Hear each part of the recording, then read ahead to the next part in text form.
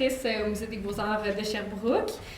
Donc, je travaille ça fait depuis février passé que je suis en poste. Donc, Sherbrookeoise d'origine, mais récemment de retour en ville. Puis, pour moi, en fait, ce sujet-là, je trouve ça super pertinent d'être présente aujourd'hui, autant du côté professionnel que du côté personnel. Parce que oui, en tant que conservatrice, je représente un peu mon institution, puis notre point de vue par rapport à l'art public, puis de sortir l'art des murs, là, notre volonté de sortir l'art des murs, de l'amener plus proche des gens, de faire que l'art soit finalement au cœur de notre quotidien. Parce que veux pas, dans un musée, on a toujours un peu une barrière institutionnelle. Là, de franchir les murs du musée, des fois, c'est une habitude que les gens n'ont pas. Et je pense que c'est vraiment une volonté là, dans nos orientations, notre développement, d'amener l'art à l'extérieur, de faire des projets avec la ville, avec la communauté aussi.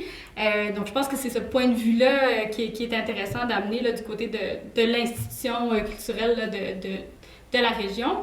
Mais aussi à titre personnel, c'est sûr que moi, comme historienne de l'art, je suis super intéressée par l'art, je suis super intéressée par la place de l'art dans les villes.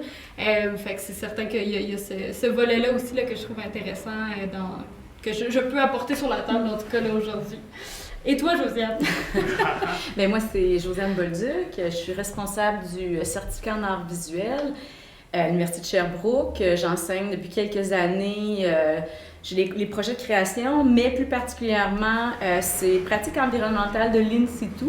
Un titre compliqué pour dire, c'est les pratiques qui sont aussi en dehors des lieux traditionnels. Puis le in situ veut dire en fonction des lieux, donc vraiment des pratiques artistiques spécifiques à certains lieux.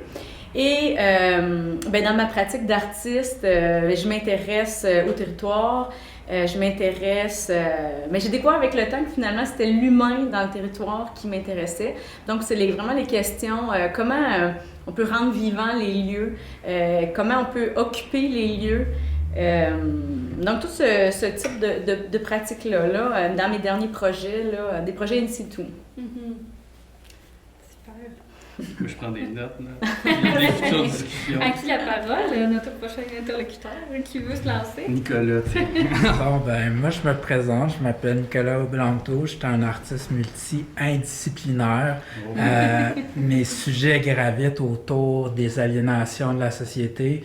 C'est surtout comme de l'art engagé que je fais, de l'art abstrait, du portrait dans l'art visuel, de la musique électronique, puis de la poésie. Fait que ça fait longtemps que je suis à Sherbrooke, fait que j'ai vu plusieurs périodes. T'sais, quand on parlait du territoire, c'est le fun parce que j'ai vu toutes sortes d'époques, autant les racines du punk qu'il y avait à Sherbrooke dans les années 90 jusqu'à maintenant. Fait que je suis un passionné d'art puis de culture. Puis tout, l'autre corde que j'ai rajouté à mon arc récemment, c'est j'ai à la formation des étudiants en travail social à l'Université de Sherbrooke, puis je touche à plein d'affaires, je peux même mêler les arts à travers ça, fait que c'est vraiment tripatif là, de pouvoir faire tout ça. Toi, Étienne? Ouais, Étienne Plante. Moi, je suis originaire de Sherbrooke, puis je travaille dans mon atelier dans l'Est. Puis dans les dernières années, je me suis surtout impliqué justement au niveau communautaire. Il y avait une coopérative qui s'appelait La Fabrique, qui est un atelier collectif. J'ai participé au démarrage de ça. Puis, dans les dernières années, j'ai fait beaucoup de projets de mobilier urbain, puis de placettes, etc. Là. Donc, justement, j'ai eu à côtoyer la gang du Tremplin pour des projets comme ça. Puis, justement, ces interventions-là urbaines m'ont aussi amené, moi, à me questionner sur justement la valeur de ça dans une communauté. Puis moi, je suis un amoureux, un passionné d'art aussi. Puis, j'ai pas de formation là-dedans, je suis autodidacte, mais justement, je développe une pratique, je suis dans des recherches de plusieurs sujets, plusieurs médiums. Fait que j'essaie de toucher un peu à tout, puis d'intégrer ça aussi au travers de mes projets de mobilier urbain. Fait que, tout ça, c'est en construction, mais à venir. Eh bien, moi, justement, ça m'amène une question. Ben, c'est parce que tu as parlé de la valeur de ces pratiques-là. Puis je me dis, avec on est quand même, on a toutes des expériences différentes. Puis je pense que ça serait intéressant de peut-être lancer la discussion là-dessus. Pour toi, justement, c'est quoi cette valeur-là? Qu'est-ce que ça a de si particulier d'amener l'art comme ça dans la communauté? Puis ben, c'est ça, c'est... Tu sais, moi, je vois ça comme un... Tu sais, l'art... Je vois ça comme un élément qui nous lie aux autres, en fait. T'sais. C'est comme si, parce qu'il y a un événement culturel ou parce qu'il y a une sculpture dans un parc, ça nous intrigue, ça nous attire, on va vers ces choses-là, puis ben, ça nous amène justement à côtoyer des gens qui ont cette sensibilité-là, puis qui partagent aussi des intérêts communs pour l'art, la culture, etc. T'sais. Avec la pandémie, là, on l'a vu, là, on s'est tous fait chier un peu chez nous à être tout seul, puis à plus aller voir de spectacles, puis à plus aller voir de manifestations d'art. C'était plus, on était tout seul chez nous, puis là, il fallait se loguer pour aller voir un concert en ligne. Ben, je pense que ça n'a pas le même impact. La communauté, le fait d'être présent physiquement, d'être près des autres, ça a son importance, là, je pense. Là. Puis en même temps, je suis d'accord avec toi, ça nous a déraciné un peu toute cette pandémie-là, mais en même temps, l'art nous a permis de nous art thérapeutiser, si je veux dire. Si on n'avait pas eu l'art dans la pandémie, on aurait tout pété des plombs, je pense. C'est vivement, je pense, cette prise de conscience-là, parce que même, je pense, les gouvernements se sont rendus compte que, OK, là, le monde, il commence à déprimer un peu, comment qu'on pourrait, genre, les entertainer, ben justement, l'art amène une réponse à ça, fait que c'était plus juste l'art c'est optionnel, l'art c'est primordial dans la vie des gens, puis à plein de niveaux, que ce soit la musique ou le théâtre ou les arts visuels, il y a comme ça vient nous apaiser sur quelque chose qui est moins cérébral, justement. Là, on est plus dans la conscience du corps, puis de dire « OK, cette œuvre-là, elle me fait du bien. » Hey, quand je mets mes écouteurs puis j'écoute telle tune, je pars. Là, je trouve ça intéressant parce qu'on entend souvent, puis on a de la misère dans le discours politique ou le discours dans les médias d'aller au plus loin que la contemplation ou l'esthétisation. Puis je trouve qu'on... c'est vrai, l'art sert à ça aussi, comme là, je pense aux arts visuels, peut-être avec l'esthétisation, mais c'est le fun d'entendre, puis on pourrait peut-être le nommer encore plus là, pour que ça se propage. L'art, là, c'est bien plus que rendre esthétique ou embellir, parce qu'on c'est facile de dire c'est la beauté, c'est beau, mais c'est ça, oui, mais qu'est-ce qui est beau?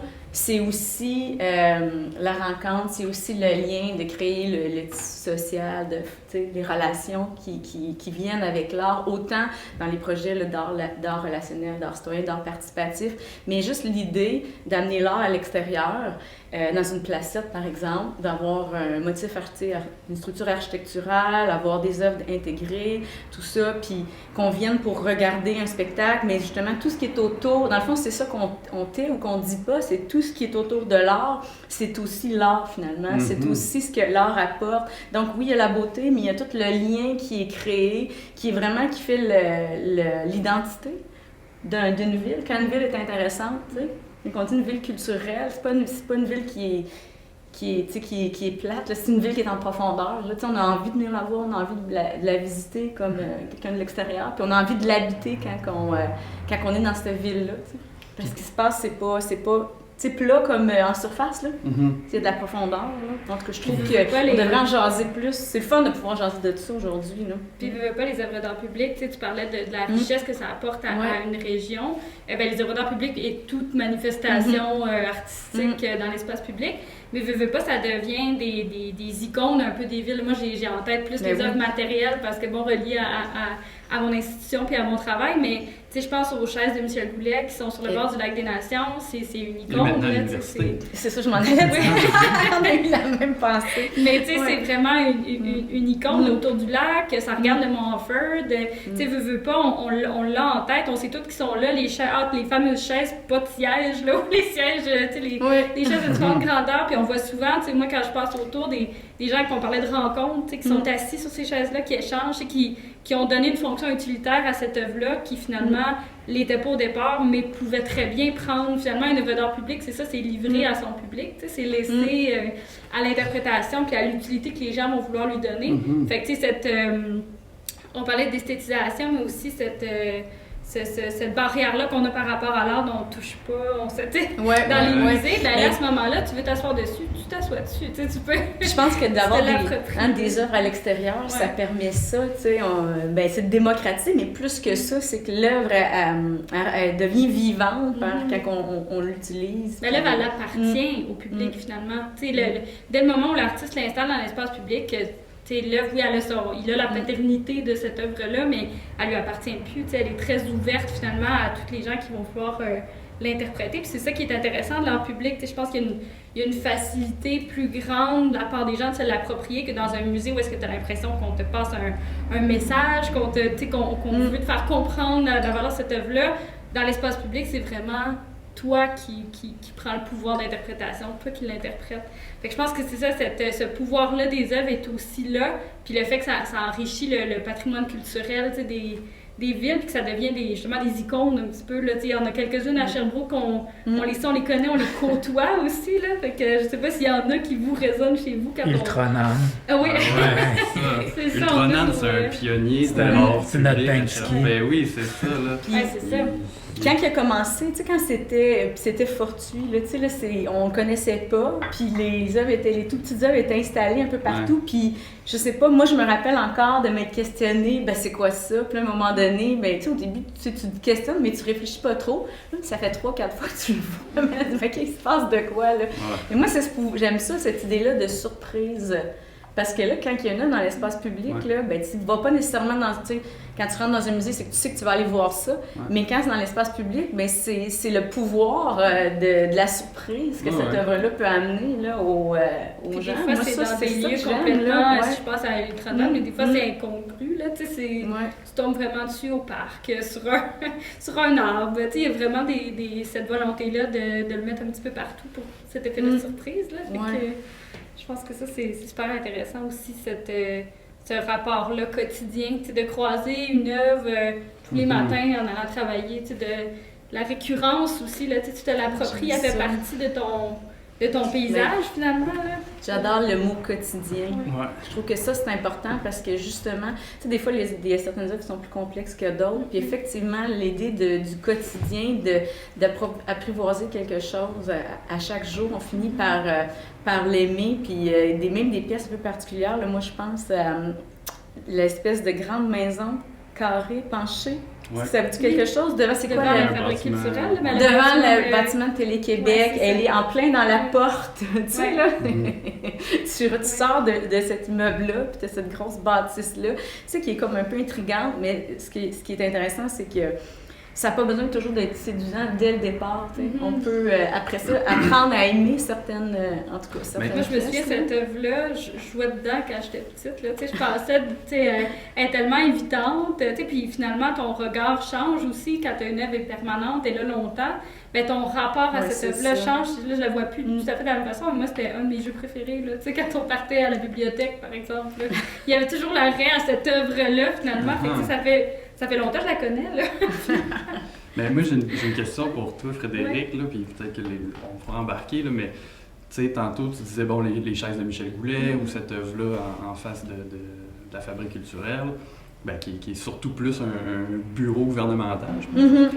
Mais tu sais, nous, on est sensible à ça, puis on remarque ces choses-là, puis tu sais, on se questionne peut-être un peu plus à dire qu'est-ce que ça veut dire, ou qu'est-ce que ça vient me chercher, ou etc. Mais tu sais, tu dois en rencontrer des gens qui sont comme c'est donc ben cave, là, les chaises, là, pas de dossier, qu'est-ce que ça fait là? Tu sais, comment tu réponds à ça? Comment tu essaies d'expliquer ça aux gens? Moi, une chose que j'aime beaucoup ça, puis je pense que ça, c'est plus un discours par rapport à l'art contemporain, plus que par rapport à l'art public. Jusque-là, l'art public, en plus, est confronté à ça, tu sais, dans ton Parce que c'est l'argent public aussi. Mais c'est le fait que, moi, je dis tout le temps aux gens qui ont le droit de pas aimer ça. Tu sais, on dirait qu'on se donne pas la permission de pas aimer ça, tu sais, l'art, c'est quelque chose de tellement, on parlait du lien de la rencontre, c'est tellement d'humain à humain, c'est la sensibilité de l'artiste qui a voulu passer un message, que ce soit sociologique, historique, environnemental, il y a quelque chose qu'il a voulu démontrer, une sensibilité que lui avait, puis si elle te rejoint pas, au sens où, c'est la même chose pour les œuvres d'art public, je pense que tu peux être très touché par une œuvre, puis une autre peut te faire ni chaud ni froid, puis c'est que t'as le droit de pas aimer ça. C'est ça la beauté de l'art, c'est que tous les goûts sont dans la nature, puis c'est que une culture prédominante qui serait juste uniformisée, ça serait juste la même affaire. C'est l'arbre comme qui cache la forêt comme de toute la diversité comme qu'il y a dans une ville. Ben, puis je pense qu'au contraire, dans un musée, comme là tu es dans une salle, ça a été choisi ça a été institutionnalisé, si on veut, dans un certain sens. Fait que même si t'aimes pas ça, tu te donnes pas le droit, on dirait de pas aimer ça, parce que tu te dis, mais il y a des spécialistes qui me disent qu'il faut que j'aime ça. C'est ça. Mais plus que ça, on me dit que c'est intéressant, je vais essayer de comprendre, puis souvent c'est ça qui peut faire que les gens s'en distancient, parce qu'il y a une espèce de barrière, alors que l'art public, on dirait que c'est plus ouvert, tu peux quand même... moi, les gens qui disent, c'est quoi ces choses-là, mais vas-y, explique-moi pourquoi tu les aimes pas, c'est quoi qui te dérange là-dedans. Mais tu sais, dans un musée... Tu as accès à de la médiation versus l'art public, ben tu n'as pas nécessairement la personne qui est juste à côté qui attend. Ah, ben justement, je vais vous expliquer qu'est-ce que l'artiste a voulu dire. Ça. Fait qu'il y a comme. Tu sais, il y a peut-être aussi.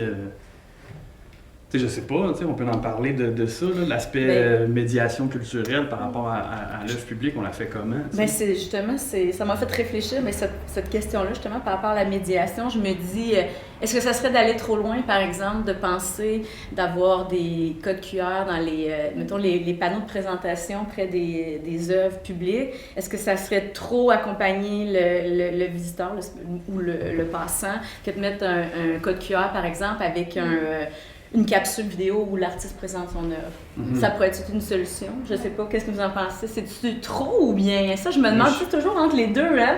On s'est écœuré des codes QR. Oui, on est il y a peut-être d'autres solutions. En fait, c'est de laisser l'option. C'est laisser l'option aux gens qui veulent l'avoir, parce que je pense que tu peux te permettre d'apprécier l'œuvre sans savoir, comme dans un musée aussi, là, t'es pas obligé de lire le cartel, t'es pas obligé de savoir c'est quoi le titre, tu sais. Mais t'en donnes plus pour ceux qui, peut-être qui en veulent plus. Je pense qu'à Sherbrooke, un des enjeux, en tout cas par rapport à l'art public matériel, parce qu'il existe toutes sortes de manifestations qui se répertorient très mal, mais c'est qu'il nous manque un parcours, il nous manque, comme Art public Montréal, où est-ce qu'ils ont vraiment répertorié toutes leurs œuvres. Puis là, à ce moment-là, il y a un site web, tu peux aller pouvoir aller chercher de l'information. Sherbrooke, ben, il y a une beauté à ça, on tombe dessus. C'est comme une surprise, mais je trouve que ça manque peut-être. Ça fait partie d'un des enjeux des pratiques dans l'espace public, parce que dans le fond, les artistes aiment insérer le quotidien. On a des œuvres, plus des œuvres d'art public qui sont très, très d'envergure, mais il y a des œuvres furtives aussi qui sont très, très délicates, puis à la limite, on passe à côté puis on les voit pas. Puis dans un des enjeux, justement, des pratiques in situ, c'est que les pratiques sont insituables ou insaisissables, puis souvent on passe à côté puis on sait même pas que c'est une œuvre. C'est ça, la beauté, c'est ça qui est le fun. Exactement, mais ça a deux côtés à la médaille, mais effectivement, il y a des... Il va peut-être falloir faire une application comme les Pokémon, là. T'as une notification qui pop comme quand tu passes proche d'une œuvre, là. Chasser les toutes. C'est un truc évolutif qui se met à jour, que les artistes eux-mêmes peuvent aller déposer, une fiche de projet, quand il y a un projet qui se met en place, quelque chose comme ça, que ça soit pas effectivement juste les œuvres matérielles, puis les œuvres... Je pense qu'on s'entend pour dire que la médiation est quand même est importante, puis peut-être qu'elle soit là, qu'on l'offre, mais qu'on soit pas obligé, on veut pas avoir ça en gros plan, puis tout soit expliqué, c'est le fun, le mystère et tout, mais si c'est possible de l'avoir pour ceux qui le veulent, ben là, des fois, on incite à faire un pas de plus, peut-être pour quelqu'un qui est moins habitué à l'art. Mais sais-tu qu'on est comme pas éduqué à ça, à comprendre l'art, tu sais? On nous a pas enseigné nécessairement le langage de l'art. Oui, moi je pense que ça c'est un fait. On n'est pas dans une culture très très artistique, on est plus peut-être au niveau de la musique, la radio, la musique à la télévision, il y a de la musique dans les commerciaux, il y a de la musique de films, il y a de la musique partout. Les arts visuels, par exemple, c'est quelque chose qui est moins là. On a moins cette culture-là. Puis effectivement, les codes, il faut... les éclater. Il faut les apprendre, puis après ça, on peut les éclater nous, mais le grand public, ben des fois, il manque des notions d'éducation. Oui, certaines notions. C'est ça, c'est ça qui est triste des fois, parce que, tu sais, au Québec, comme on a une pépinière de talents, là, tu sais, c'est prouvé que dans les pays où on est des minorités linguistiques, qu'il y a plus d'artistes souvent, puis ici on en a tellement, tu sais, moi je m'intéresse à l'art depuis que je suis jeune, puis j'arrête pas de découvrir depuis que je suis jeune toutes sortes dans tous les styles d'art, fait que je trouve ça des fois triste de voir que nos instances, les gouvernements, puis tout, diffusent pas tout ça, parce que je pense que le peuple serait plus fier des fois de notre identité si cette culture-là, comme on leur donnerait plus des vitrines, tu sais, au lieu d'une culture prédominante qui est tout le temps la même, puis qui est souvent un côté superficiel, tu sais. Des fois, il y a des œuvres qui... Puis mainstream aussi, dans le mainstream, sens très général ou généralisé, là, Mais moi, je pense à, là, justement, on parle mainstream, mais tu sais, je pense à, là, en ce moment, à Québec, c'est Serge Lemoine. Oui. Mais tu sais, je veux dire... Ça peut être bien fait aussi. Moi, j'imagine le tripeux de hockey, là, qui s'est jamais intéressé à l'art, puis là, justement, parce qu'il y a une thématique hockey, il y a comme un intérêt vers ça, tu sais. Puis pour les enfants aussi, moi, je vais aller là avec mes gars, là. Mes gars, c'est des grands sportifs et tout, puis moi, je les ai amenés, là, au musée depuis toujours. Écoute, ces enfants-là, ils ont fait tous les musées, là, ils adoraient le musée des Beaux-Arts pour courir. C'est pas évident comme parent. Puis, mais aussitôt qu'ils entrent à l'école, ben là, c'est comme l'uniformité d'être un peu comme les autres, parce que quand tu es au primaire, tu veux pas être différent, c'est ça l'affaire. Et tout te ramène à être comme les autres. Puis ça, c'est vraiment comme parent artiste. Tu as envie que ton enfant soit unique, soit différent, mais tu sais que s'il est trop différent, il va être aussi rejeté. En tout cas, on vit des drôles de... Mais tu sais, puis tu parles de ton expérience avec tes enfants, mais je pense que ce rapport-là à l'art, puis le fait que justement, il y a un manque, tu sais, dans notre culture, notre société, de reconnaître cet apport-là que l'art a. Je pense que ça vient de l'éducation, effectivement, puis ça vient beaucoup plus tôt, là, tu sais, tu regardes en France, par exemple, où est-ce que tous les mercredis après-midi, c'est une activité culturelle, c'est réservé aux activités culturelles, fait que sortir au musée, théâtre, tu sais, puis chaque semaine, là, ou si tu un par mois, en tout cas, déjà ça serait bon, mais je pense que c'est à chaque semaine, fait que tu sais, c'est fou ce rapport-là, cette habitude-là d'aller au musée, tu sais, c'est pas tout le monde qui l'a, c'est pas tout le monde qui que par ses parents, tu sais, souvent c'est par les parents que ça passe. Fait qu'il y a vraiment un enjeu là, de ce côté-là. Parce que l'art, c'est la colonne vertébrale d'un peuple. C'est comme si on la défend pas, puis tout, elle va rester comme dans la marge. Tandis que je pense que c'est important de donner plus de vitrines, parce que moi, dans mon cas, ça m'a donné une colonne vertébrale quand je l'avais perdue. Puis ça m'a sauvé dans bien des périodes de ma vie. Juste que ça soit l'art visuel, la poésie, la musique, c'est nos racines. Puis on en parle souvent du fait que l'art fait du bien, qu'il y a un potentiel très... comment dire, curatif, ouais, c'est ça, à l'art, que ce soit de l'expérimenter ou de le pratiquer toi-même, tu sais, je pense que c'est vrai, puis d'où cet intérêt-là, tu sais, de l'art public, d'amener l'art dans notre quotidien, c'est le fait que c'est prouvé que ça fait du bien, que ça fait quelque chose, ça crée des relations, ça crée des liens, ça crée des réactions dans notre cerveau qui font qu'on... Ça forge notre identité. Exact, j'ai comme le goût de vous amener à quelque part, là, mais y a-tu des lieux qui sont plus ou moins propices à accueillir leur public? Y a-tu, c'est parce que, mettons, je pense, moi j'habite dans l'Est, là, moi j'ai Extreme East, mais je passe par le rond-point de la 610 où est-ce qu'il y a l'œuvre de Mathieu Binette, une sculpture monumentale en bronze, tu sais. C'est vraiment très cool. Moi, je passe là tous les jours, je prends le temps de la regarder, tu sais, mais là, t'es dans un rond-point, là, tu sais, fait que là, genre...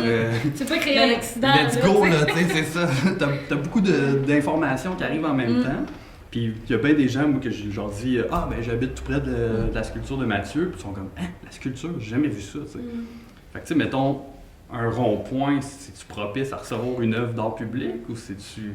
Ben moi, je pense qu'il y a vraiment des lieux qui sont plus propices à ça, puis qui fait qu'une œuvre peut fonctionner ou non. Parce qu'une œuvre, surtout en art public, une œuvre peut fonctionner, bon, parce qu'on la contemple, puis parce qu'elle nous intéresse, puis parce qu'on veut en savoir plus sur l'œuvre. Mais l'œuvre, elle va fonctionner si justement, on a parlé de créer des liens, si cette œuvre-là nous incite à aller s'asseoir autour, si cette œuvre-là, elle est bien située, puis elle est dans un chemin où les gens, dans leur quotidien, vont marcher, vont travailler, passent par cet endroit-là, puis peut rencontrer d'autres gens que moi, dans le fond, ben, tu sais, je me dis que vu qu'il est dans je l'ai pas vu malheureusement, là, où j'ai passé dans je l'ai pas vu, donc ça donne un bon indice. Mais enfin, ça pour dire que je pense que c'est peut-être pas l'idéal, mais si une œuvre envergure, au moins, on peut bien la voir, j'imagine, mais je pense que c'est pas l'idéal. Puis moi, l'autre exemple, là, ben après ça, vous bondirez sur Mathieu Vinette si vous voulez, mais moi, c'est la fameuse œuvre là, de Melvin Charney, qui sont les foulards, là, au bout à la place... Des moulins. Place des Moulins. Je sais pas ce que vous en pensez. Pour moi, c'est l'exemple parfait d'une œuvre qui fonctionne pas bien, mais l'œuvre est intéressante. Moi, je l'aime beaucoup. Mais pour moi, c'est une œuvre qui fonctionne pas bien parce que si on revient avec ça, là, cette idée-là que ça doit créer la rencontre, bien, la manière que la place a été installée, tu sais, les bancs sont décoratifs, sont placés à droite, sont hauts, sont pas confortables. Il y a presque jamais personne assis. L'œuvre, bien, la plateforme est toute en béton. Et au bout, la rambarde est tellement haute qu'on ne voit pas toute la gorge qui est la beauté, là, qui devrait être une œuvre en dialogue avec le paysage dans lequel elle est installée. Ça devrait bien fonctionner parce ça devrait nous inciter à venir voir le paysage aussi, puis voir la relation, le dialogue entre les deux. Et là, on se retrouve avec moi qui mesure 5 pieds avec une barrière de 4 pieds et demi, comme ça, puis je vois absolument rien. Puis là, j'imagine les enfants, ben c'est assez ordinaire. Puis, ben, les seuls utilisateurs, c'est les gens qui font du parcours puis du skateboard. Puis quand ils sont là, je suis comme super contente, mais ils n'ont pas le droit d'être là. Que pour moi, c'est l'exemple idéal, l'exemple d'une place qui ne fonctionne pas. Puis même si c'était tout mettre en valeur l'œuvre, pour moi, ça ne fonctionne pas parce qu'on n'est pas capable de créer. Je reviens à ce que tu as dit au départ, puis une œuvre qui peut amener le lien, créer du tissu social, la rencontre. Pour moi, là, ça, là, c'est pour qu'une œuvre fonctionne bien, il faut qu'il y ait ça. Je sais pas. C'est vital. Ce que vous en pensez, là. Il me semble que c'est ça la beauté des œuvres, là. Est-ce qu'il faut que l'œuvre elle vienne avec un espace public qui est propice à justement à atteindre cette proximité-là avec l'œuvre ou pas nécessairement? Ben, en tout cas, ça l'amène, c'est une belle question. Puis, tu sais, on voit souvent les aménagements, on a déjà eu nous deux cette discussion-là, mais tu sais, on voit souvent des aménagements paysagers là, autour des œuvres publiques. Puis, Étienne arrivait avec une belle idée d'avoir des bancs autour de l'œuvre, tu sais, comme intégrer un socle, par exemple. Bon, mais moi, j'étais comme, wow, quelle belle idée. Dans le fond, oui, parce que, tu sais, là, t'as comme une incitative de plus à venir vivre. Tu sais, on parlait d'habiter les lieux, puis de vivre l'œuvre. De venir s'asseoir, de venir prendre son café, puis à côté d'une œuvre. En tout cas, moi, je trouve que oui, il y a quelque chose là de bien intéressant. En tout cas, c'est un petit morceau à pas lâcher pour toi, Étienne, dans ton travail, dans ta pratique. Là. Ouais, je trouve ça bien intéressant. Ouais. C'est le fun, je trouve, de pouvoir toucher ces œuvres-là. Tu sais, on en parlait au début, là, tu sais, dans le musée, là, on n'a pas le droit de toucher. Oui. Mais comme... Oui, c'est ça que je veux, tu sais. Moi, j'ai le goût de toucher les affaires puis de dire je pensais que c'était fait en bois, mais c'est un bronze, tu sais. Aïe, ok, c'est fucké, ben raide, tu sais. Comment l'artiste est arrivé à ça? Fait que, tu sais, le fait de pouvoir toucher, de sentir la matière, puis puis tu sais, là, on est beaucoup dans art visuel, mais tu sais, le son, mettons, là, si t'es chez vous, t'écoutes ça dans tes AirPods avec un son dégueulasse versus t'es dans un environnement avec des speakers, avec la basse qui te résonne dans le corps, tu sais, c'est vraiment différent l'expérience que tu peux avoir avec une œuvre dans la façon dont elle t'est présentée, tu sais. Elle est immersive, là. Ben, c'est ça, tu sais.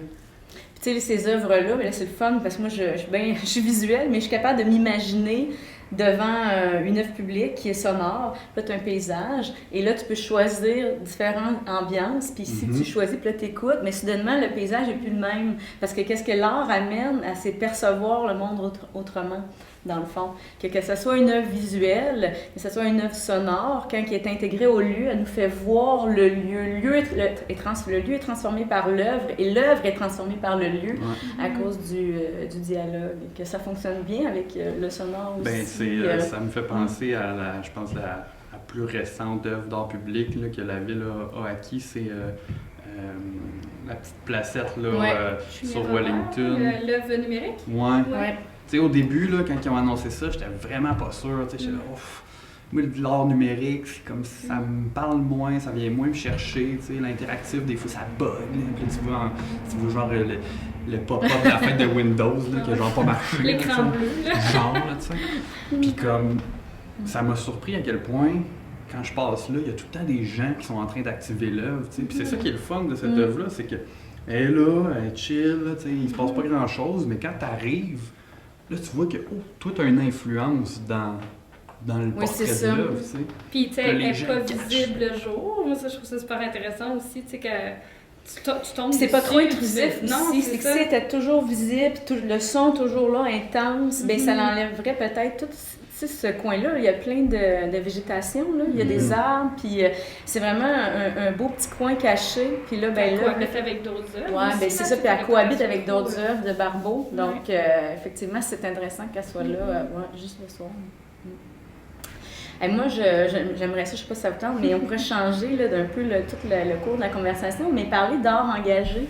Parce que Nicolas, je l'entends, ben je sais que c'est c'est important pour toi, puis parce que dans le fond, quand on parle d'art public, c'est sûr que le politique, là, on est dans l'espace public, puis en tout cas, j'ai l'impression qu'il y a de quoi là, ben peut-être voir un peu ta perception aussi de toi, de l'art engagé, qui est peut-être pas en lien avec le politique, mais qui est quand même dans le rôle de l'art, là. Mes racines, comme moi je dis, sont punk. T'sais, nous autres, quand j'étais plus jeune, on faisait des fanzines. T'sais, avant que Photoshop existe, on faisait des... Tu savais c'est quoi des fanzines? Ouais.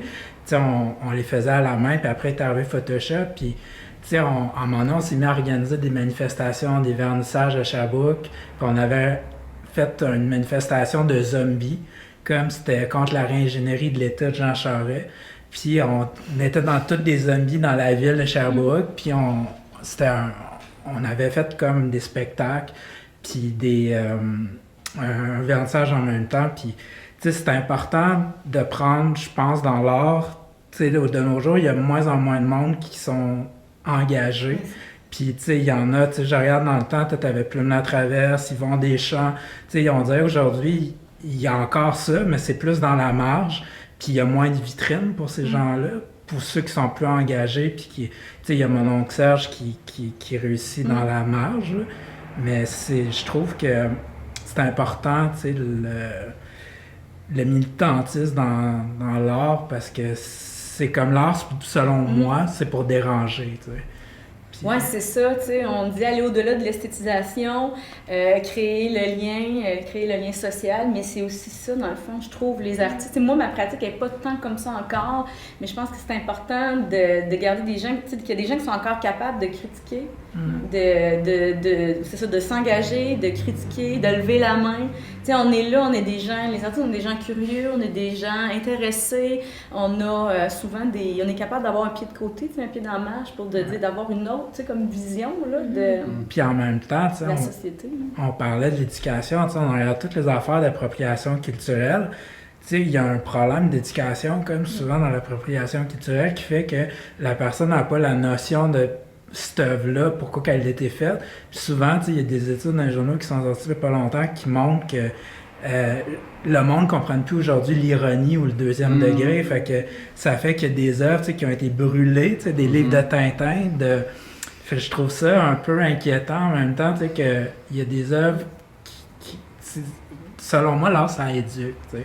Puis si on n'a pas de place au débat, puis au dialogue, ben, tu sais, on reste campé dans nos chambres d'écho, puis tu sais, on s'isole là-dedans. Oui, c'est ça, l'important, c'est que ça soit expliqué, qu'on soit capable de contextualiser, puis de garder la discussion ouverte, là. Non, mais s'il y a un endroit où est-ce qu'il ne devrait pas avoir de censure, c'est vraiment le milieu des arts, au sens où c'est un endroit de libre expression, c'est un lieu de... C'est un lieu de discussion, un lieu de partage, d'échange. Fait que je pense qu'effectivement, quand on voit des choses qui se passent comme ça, des livres qui sont brûlés, tu te dis, mais oui, il y a des discussions qui sont importantes à avoir, mais c'est important aussi de contextualiser des œuvres, par exemple, historiques. Contextualiser. Est-ce qu'à leur époque, ça passait, maintenant ça passe plus, mais pourquoi? Puis est-ce que je peux est-ce que je pourrais créer quelque chose qui en parle de pourquoi ça passe pas, tu sais. Il y a quelque chose dans cette censure-là qui est appliquée à l'art que je trouve assez dramatique parce que ça devrait être le lieu où est-ce qu'il n'y a pas de censure, justement. Puis tu sais, c'est comme, s'il n'y a pas de dialogue, t'as pas de débat, tu sais. Puis c'est ça que je trouve plate aujourd'hui, c'est qu'il n'y a pas... Souvent, les gens qui critiquent, puis tout ça, ils laissent pas place comme à un débat, puis c'est dangereux comme pour les artistes, ça fait, je vais donner un exemple. Moi, récemment, j'ai une œuvre comme j'ai faite pour un organisme en santé mentale. Puis la personne, juste à cause j'ai mis un Bouddha, puis je m'ai fait dire comme que c'était de l'appropriation culturelle. Puis là, je trouvais ça un peu frustrant, de l'œuvre, il n'y a rien de scandaleux. Puis là, je faisais, voyons, on est rendu là. T'es pas dans la diffamation non plus. Non tu n'as pas repris ce symbole-là pour le... Non, puis j'ai pas pu l'expliquer, mais j'ai compris que j'avais pas le droit de la faire, fait que je l'ai changé vu que c'était un contrat, mais en même temps, j'avais démonté de lait, puis j'étais comme, voyons, j'ai pas le droit de faire de quoi d'aussi inoffensif que ça. Puis pour revenir un peu à l'art public, est-ce que dans le cas d'une œuvre que tu aurais créée, soit de ton propre chef ou pour une commande qui serait hors, finalement, là, tu parlais d'une commande, mais qui serait vraiment dans l'espace public, est-ce que tu ressens cette même pression-là, ou est-ce que ça, au contraire, c'est un espace qui est un petit peu plus libre? Parce que, tu sais, il y a tout l'univers de la création des œuvres d'art public, des fameux 1%, où est-ce que là, c'est des commissions, des comités, des ça. Fait que là, oui, il y a une stature, si on veut, mais pour des projets, tu sais, justement, d'art communautaire, tu sais, qui sont un petit peu plus hors des marges, est-ce que tu te sens plus libre dans cette création-là, ou tu sens encore qu'il y a cette... Je trouve ça, on avance, là, tu sais, sauf que je trouve, moi, dans les années 90, je trouvais qu'il y avait plus de diversité, tu sais. Je parle de la musique, là, tu sais, il y avait une faune, comme, qui allait dans tous les styles de musique, puis là, tu sais, il y a plein d'endroits qui ont fermé, qui étaient justement des places pour faire des vernissages, puis, tu sais, je trouve ça plat parce qu'avant, t'en avais pour tous les goûts, tu sais, puis là, maintenant, tu sais, heureusement, il y a le Murdoch encore qui était la scène pour les punks, mais il n'y a pas juste les punks, tu sais, t'as le rap, puis il me semble qu'avant, il y avait plus, tu sais, c'était plus diversifié, puis là, ça recommence, là, depuis une vingtaine d'années, mais je trouvais avant qu'il y avait plus de diversité, là. Ouais. Je sais pas, peut-être je me trompe, peut-être je suis dans le champ. Toi, Josiane, même question, j'aimerais t'entendre là-dessus. Est-ce que tu trouves justement que les projets d'art public, il y a une... Si tu en as fait ou si tu as participé, tu donnes un cours qui parle justement des pratiques in situ. Est-ce que tu sens que tes étudiants se sentent plus libres, par exemple, quand c'est à l'extérieur? Est-ce qu'il y a un niveau de censure qui est différent? Ouais, c'est une bonne question. Moi, dans le fond, on parle pas tant de censure. Moi, dans le fond, ce que je... Non, c'est ça. Par rapport à la liberté... Qu'il n'y a pas de limite, qu'il y a une plus grande liberté. Moi, je pense qu'il y a une liberté de création, mais dans le fond, moi, peut-être que ça va faire bifurquer la conversation, mais je les amène beaucoup à réfléchir au lieu.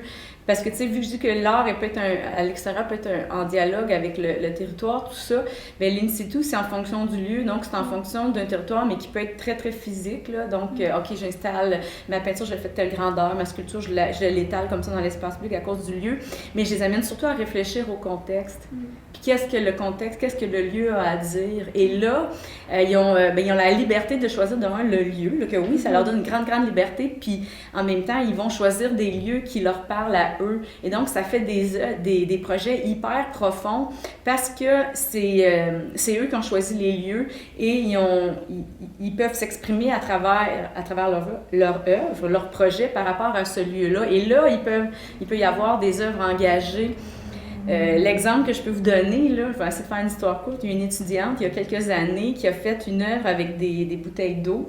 Vous allez voir, là, il y a une critique au niveau de l'environnement, puis il y a une critique au niveau de la ville, parce que devant l'hôtel de ville, il y avait un endroit où il y avait un abreuvoir. Donc, je ne sais pas si vous savez, mais il n'y a plus aucun endroit pour boire de l'eau en ville. Et là, ça a été enlevé. Puis l'étudiante, elle voulait critiquer cette décision-là de la ville. Et elle l'a fait avec une palette là, de bois. Là. Elle a fait une pyramide de bouteilles d'eau en plastique. Puis là, tu sais, au premier abord, ben, ça n'a pas de bon sens, tu sais, l'environnement et tout.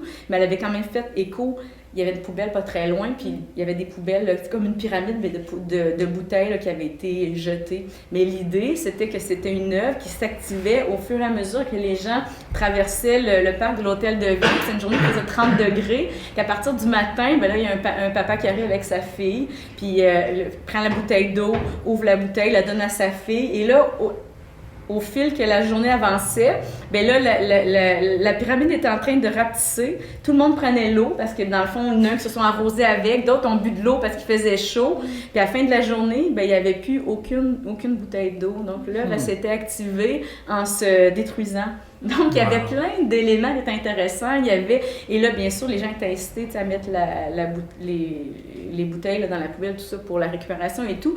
Mais en tout cas, dans le fond, c'était intéressant parce que là, oui, la liberté de s'exprimer, de prendre la parole sur l'environnement, de prendre la parole sur, des fois, des décisions qu'on trouve moins intéressantes là, par la ville et tout. Donc, d'être engagé, finalement. Donc, puis, est-ce qu'elle avait cette œuvre-là, est-ce qu'elle était devant l'Hôtel de Ville? Oui. Ouais, ben oui, c'est sûr. Elle était devant l'Hôtel de Ville. Oui, c'est ça. Tu peux t'exprimer directement aux dirigeants sur cet enjeu-là. Oui, c'est ça. Ben moi, c'est ça que j'aime du travail spécifique. Là. Il y a eu plein de projets comme ça. Là. À chaque année, c'est des petites perles. Là. Je trouve ça incroyable. Mais tu sais, quand l'art engagé, là, c'est l'artiste là, qui, à la base, s'engage dans un combat. Ça y appartient, ça part de lui. Mais c'est qui protège les artistes qui s'engagent?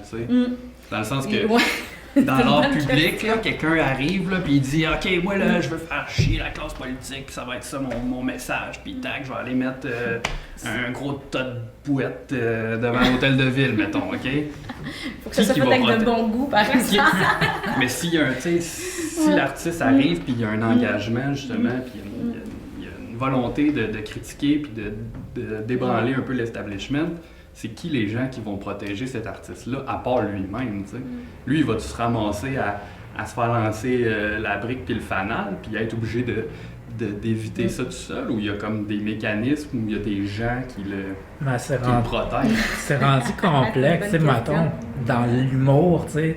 Aujourd'hui, ça prend des avocats, puis plein d'avocats juste pour qu'une blague puisse... être faite, être dite.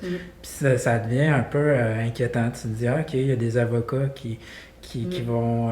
Mais on navigue dans... Moi, je pense que c'est ça, quand on est artiste, quand on est dans l'art engagé, on navigue, surtout, mettons, dans l'espace public. Là, il y a des règles qui codifient l'espace public. Puis moi, je dis toujours à mes étudiants, ça fait partie de... Là, c'est de voir comment on peut naviguer là-dedans. J'imagine quand on est humoriste, c'est la même chose. Il y a des choses dans le respect, tu sais. En tout cas, il y a plusieurs... Un message peut être extrêmement fort tout en respectant ces enjeux-là, tu sais, en respectant ces codes-là, puis en étant dans le dialogue plutôt que simplement dans la dénonciation. Là. Puis de savoir c'est qui ta clientèle, puis à qui tu le dis, puis parce qu'il y a gros ces notions-là dans les spectacles aussi, qu'il y a des gens qui payent, c'est compliqué. Ouais, mais c'est ça, là, j'aurais pas de réponse parfaite aujourd'hui. Ça pervertit un peu l'engagement, tu sais, de dire tu sais, je vais m'engager pleinement dans un message, mais là, je vais peut-être blesser telle classe de la société. Fait que, je pourrais pas dire ça, je pourrais pas faire ça. Mais il y a beaucoup de contraintes, c'est ça. Je pense que c'est l'art, comme justement, de trouver la bonne onde pour amener n'importe quel sujet. Il suffit juste de le trouver, puis si on le trouve pas, ben, moi, dans mon cas, quand il y a quelque chose que, j'en avais fait un sur Trump, puis un poème que j'avais fait à Grandi de la poésie, puis j'ai trouvé la meilleure façon de parler de ce monstre-là, sur un... puis il y a une façon comme d'amener, il faut juste trouver l'angle, selon moi, Quand tu trouves l'angle, tu peux comme parler de n'importe quoi, Puis je pense aussi qu'un artiste engagé va faire de son engagement son cheval de bataille, puis il va être capable de le défendre, au sens où, oui, il n'y aura peut-être pas de protection, mais au final, c'est peut-être ça qui va faire sa renommée, par exemple. On parlait de Lemoine. Difficile de faire plus engagé à son époque. Là, c'était vraiment un artiste qui était hors norme, qui a défoncé des barrières carrément dans certains cas, là, des codes, des façons de faire de l'art, puis les sujets de l'art. Ce qui arrive, c'est que, mettons, Lemoine, toute sa vie, il s'est fait chier, puis il s'est battu avec la municipalité, puis nanana. Puis là, c'est une fois qu'il est mort qu'on est comme « Ouais, bravo! Quel révolutionnaire! » C'est le de tous les artistes. Là, mais c'est ça qui arrive. C'est sûr que lui, il en a fait il en a fait son cheval de bataille, il a fait ça. C'était sa vie était son art, là, sa personne était une œuvre. Là, c'est de la dévotion extrême, là, tu sais. Puis là, on parle d'artistes qui se bat pour son engagement. Puis si on l'inverse, est-ce qu'on instrumentalise les artistes? Personne n'ose dire.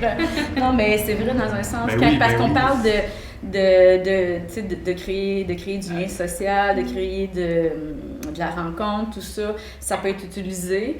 Ça peut, même si c'est très, très positif, ça peut être utilisé. Mon oncle Serge, j'avais fait une chanson en politique aussi. Tu sais, pendant la pandémie, là, on a demandé aux artistes là, pour que les jeunes puissent aller que les jeunes aillent se faire. Attends, c'était pas le vaccin cette fois-ci, je me rappelle plus. Oui, ben c'était le vaccin, il disait vous pouvez faire un message aux jeunes. Oui, c'est ça. Et là, soudainement. Rester confiné, c'est ça. Oui, rester confiné. Non, c'était ça, rester confiné. Et là, soudainement, l'art était très, très important. Il y a des moments comme ça où l'art est très important. Et 2-3 semaines plus tard, ben là, on donnait l'argent là, pour les salles de spectacle, on donnait l'argent pour... Et là, finalement, qui en dernier? Les artistes en avaient moins. Là. Soudainement, les artistes n'étaient plus là. Mais moi, ça, c'est une chose que je trouve assez... c'est révoltant. Assez ignoble. Moi, c'est parce ça, que, ignoble.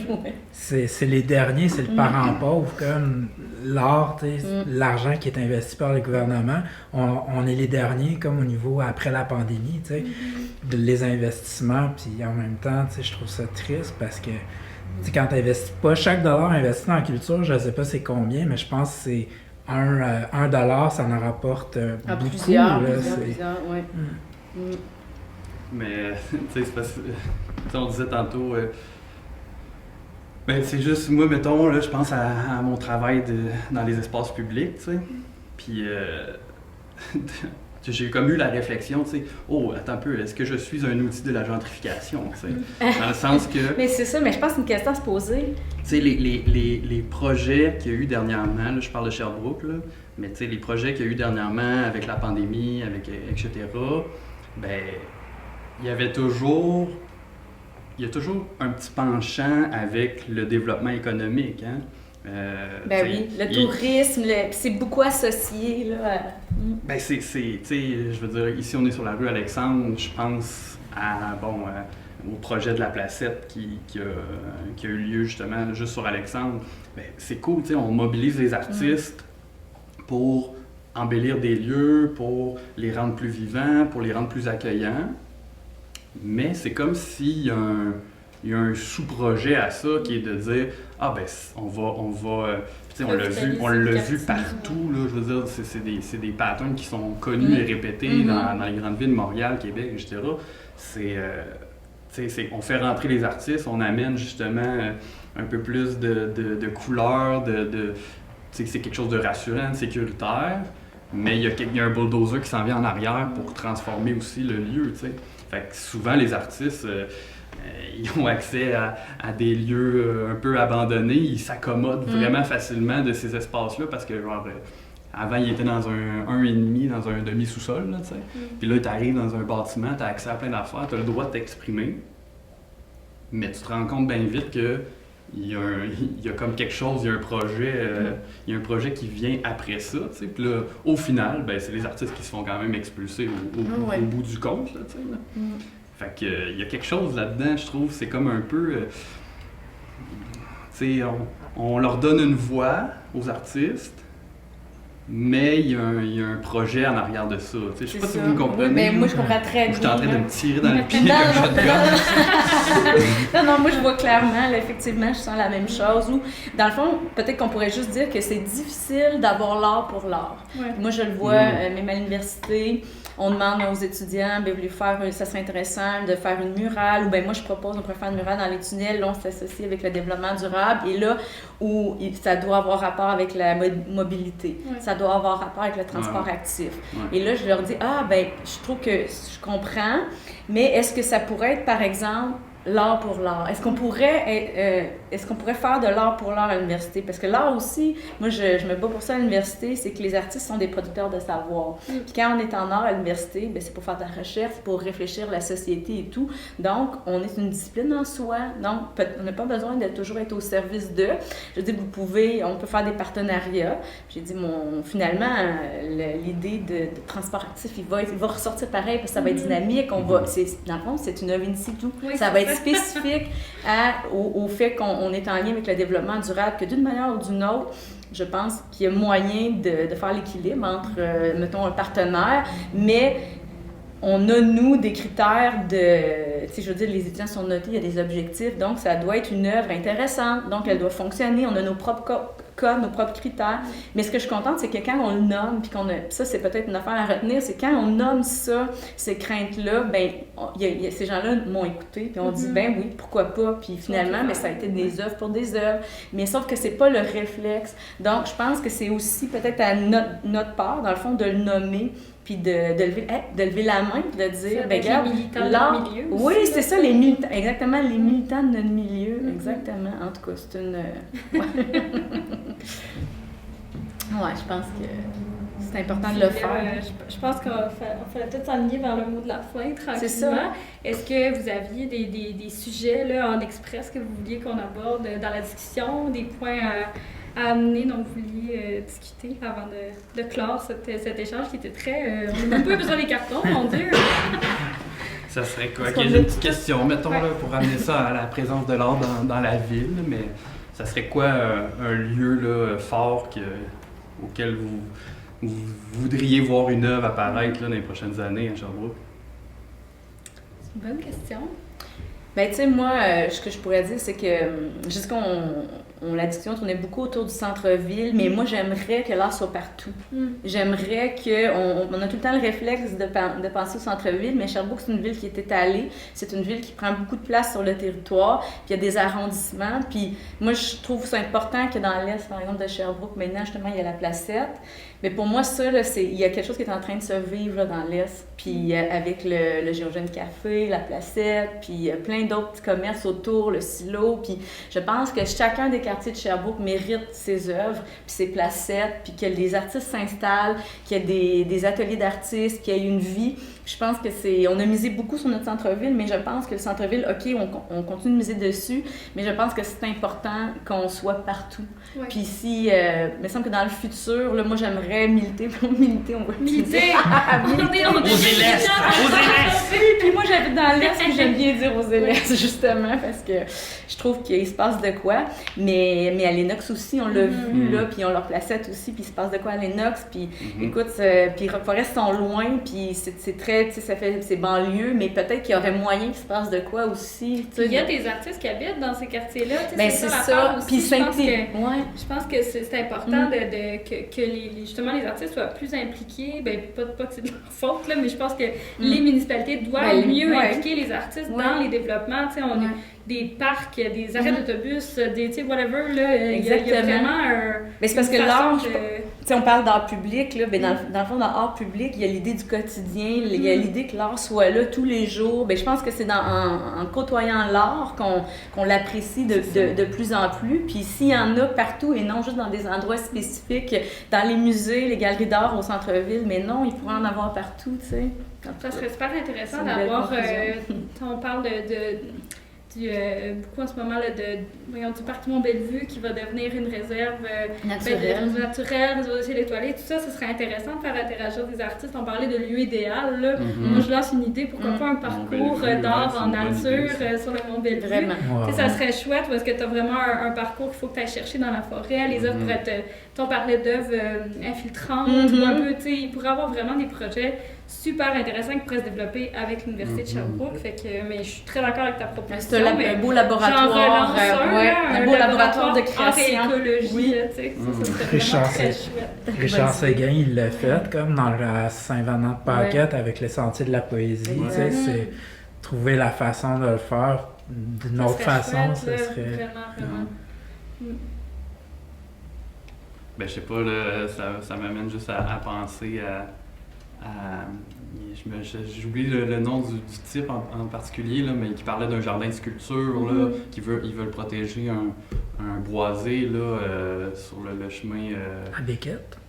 Ouais, c'est comme dépassé Bois-Béquette. Ouais, là. c'est fun aussi, c'est vrai. Ah, Je ouais. relance mon projet. Mon bébé Et le Bois-Béquette. Bois-Béquette. Mais les parcs, tu sais, les Ouais. parcs, c'est des endroits propices à ça, hein, je pense, parce que tu vas dans un parc pour chiller, pour passer ton après-midi, puis Ouais, justement... ton jogging, tu le croises tous les jours, tu sais, C'est là. ça, tu il y a la quelque vois chose souvent, de puis, Puis sympathique. Puis dans le parc, faire des œuvres manipulables pour que les enfants puissent grimper, comme dans le fond, réinventer le module de jeu pour les ouais. enfants, pour que les enfants puissent grimper puis Dans toucher. les œuvres, Déjà, ben, ça donnerait un autre rapport à l'œuvre dès Ben, la petite c'est enfance, une si on bonne idée. pouvait toucher. Quand est-ce qu'on... Hein? Quand est-ce qu'on va à l'hôtel de ville? Moi, je pense qu'on a des bons projets sur la table, là. Faut juste trouver du financement. On a une bonne mairesse! Ouais, c'est ça. Ah, moi aussi, j'ai gagné mes élections. Ouais. Je pense qu'ici, on n'est pas dans la... C'est pas diversifié, là, peut-être, dans nos Non, façons c'est de... c'est ça qui arrive. Oui. Eh bien, Je pense je sais qu'on- pas si... Ça a-tu de bon sens? Yeah! Super, ben, Et- c'est un mot de la fin. Coupé.